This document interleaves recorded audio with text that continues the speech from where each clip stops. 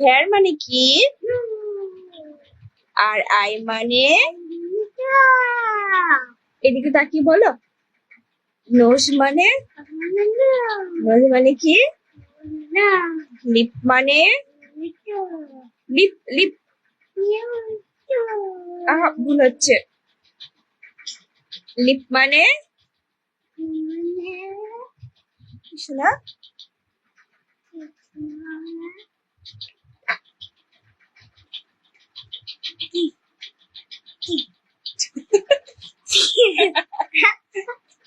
Lip মানে?